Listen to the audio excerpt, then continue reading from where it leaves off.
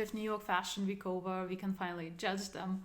And don't mind me looking at my notes from time to time. I just made a bullet points because there's no way I could remember everything I want to say actually about all the shows.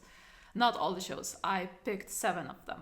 First of all, New York Fashion Week is very unique. It's very different from other fashion weeks. It's the most marketable one. They also have this mix and match of leisure and classics. And I think this season kind of shows that New York Fashion Week has its revival. Some people said it's dead.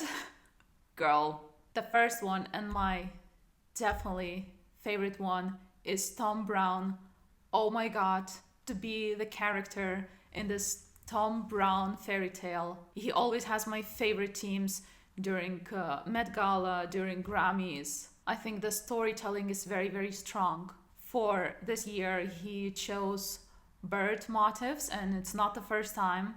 And he said that this time it was his tribute to the freedom. I just want to draw your attention to one very small detail, and when I discovered it, I totally lost it. I love it. Look at these loose ties.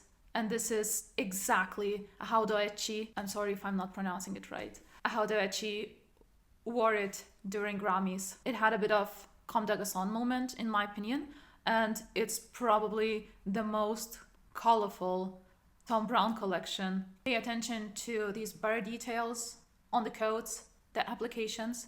They are so precise. And in this context, it's couture level craftsmanship we are talking about. There was also this cage on the setting, and it was quite quirky because it had a miniature of Tom Brown himself. And he said that, I'm not quoting what idea was, that his mascot was a canary, and canary is the only bird who survives during a hurricane. Something in these lines. Also pay attention to this bias cut fabric. It's a technique where you cut the fabric diagonally, so it has more flow and more stretch. It kind of reminds of feathers, no? The next one is my favorite after Tom Brown, and I think it's so underrated. Literally never see anyone talking about Jason Wu, and it's genius. He had very small but very consistent collection, and I think he stays true to his vision.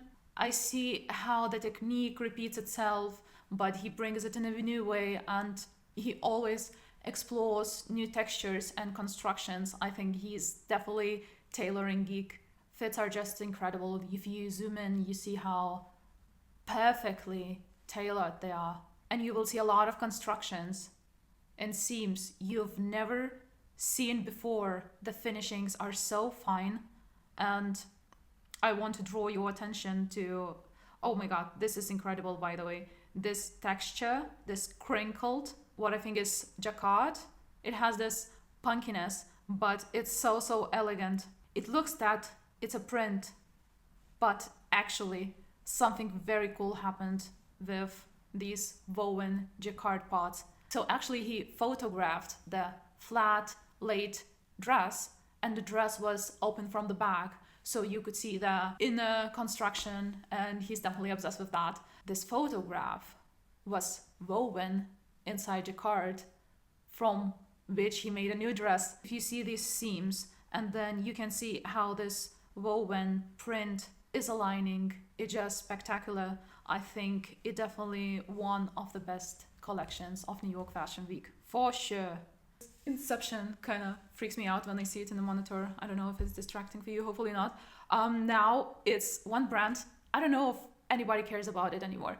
It's Philip Lim. This is the first collection since he stepped down as a creative director. It's not that Philip Lim would get a lot of attention recently anyways. I think it was kind of cool brand, especially in 2010, and it definitely shaped the whole New York fashion, I mean contemporary fashion world of the last 20 years. But what is even this brand now?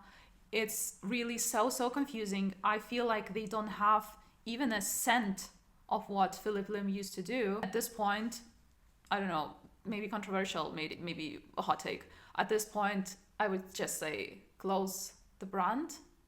And it's not the only brand I would like to close when the initial creative director left. It's very chaotic. It's got very chaotic, and it lost this effortless chicness.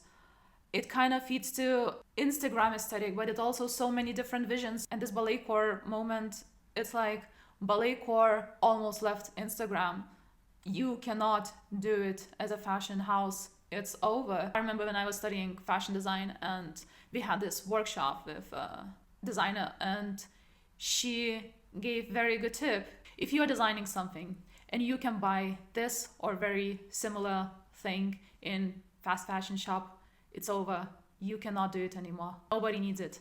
Everybody secret love Lua, and I have a feeling inside that this brand will become very big. A lot of people that are not that deep into fashion still don't know this brand, I feel like, but I'm telling you, wait a few years and everyone and their mother will talk about that. Here I saw a lot of 80s influence. You see these power shoulders and dropped waist silhouettes. Okay, I hate it when I have to do a break and then I forget where I was at. I would put it this way. Imagine if Bottega Veneta and Ottolinger had a baby, and this is exactly how Lua feels to me. It has overall potential to be wearable. Of course, it's a lot of styling involved, but the textures are very interesting. I'm not sure about the quality yet because they are doing quite complicated constructions, and can I say it like that? In pictures, not always it looks great. Of course, it's a prototype, so it would be different, and I've never touched Lua in real life, so I really don't want to accuse anybody of doing a bad job at quality control. I think in the whole New York Fashion Week context, it's very interesting, it's very fresh and new. Do you see that all the brands at New York Fashion Week are obsessed with a fur, and hopefully it's not real fur. So next one is Kate. That is also becoming very big. I think it already surpassed this level of Lua.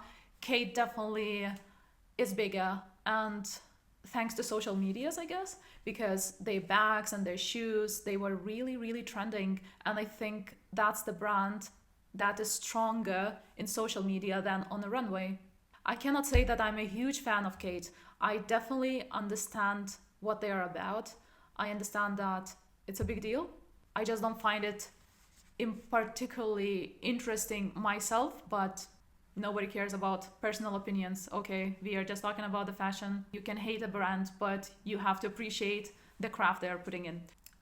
In terms of construction, Kate for me is the row premium because they are definitely more interesting, but I think that their client could cross paths. As I said, they are very good with their product, so it's highly marketable. To my own taste, it's too safe. Again, it's very New York.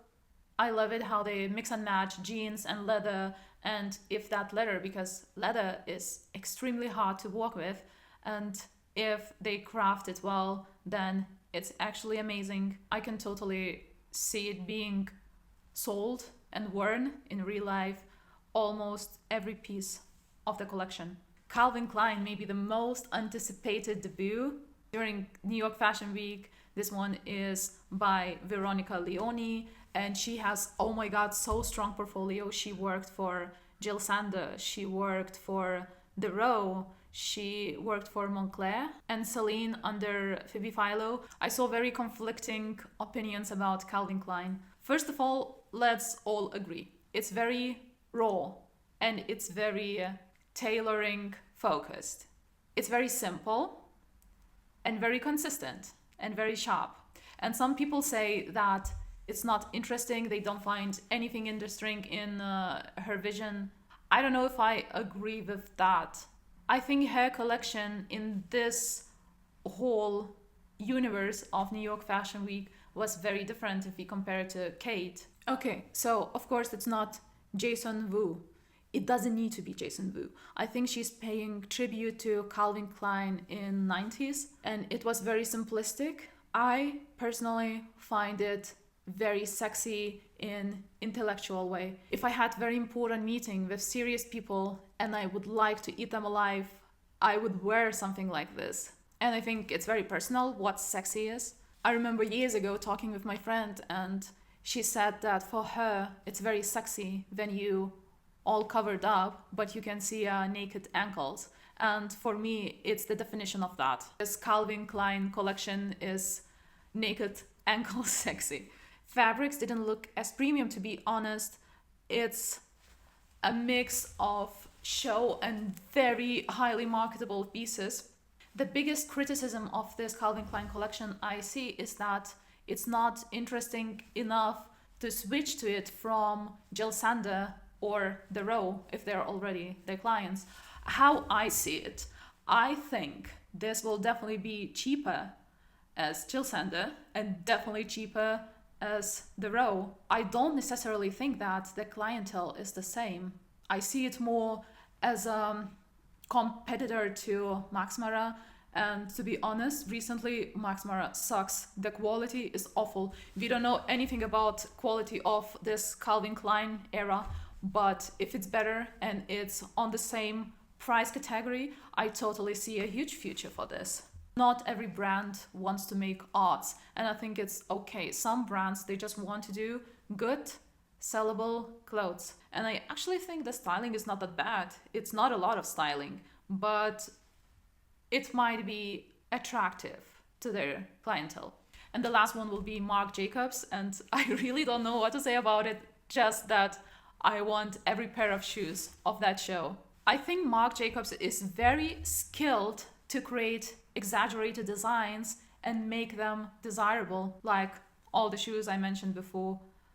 He did that at Louis Vuitton, and I think, just a personal opinion, that this time when he was at Louis Vuitton was the most memorable one. And if I'm thinking about singular pieces, all of them are from Marc Jacobs era. I see this collection as an extension to his Fall 24 collection, where the models look like fictional characters and it's everything a bit like a fever dream. I sense a bit of Comme des Garçons vibes, but it's very, how to say it, it's very Americanized without any political rage. I don't know how it sounds. I probably offended half of the world, but oh well.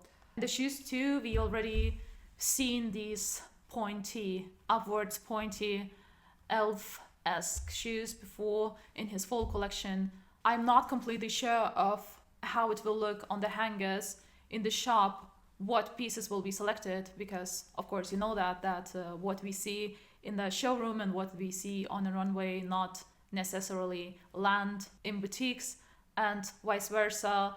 Many more pieces are being tailored just to the boutique specifically, to the market specifically, and not shown on a runway. So the next fashion week is London. Let's see the dates. I just know that it's always very weird gap between New York Fashion Week and London Fashion Week.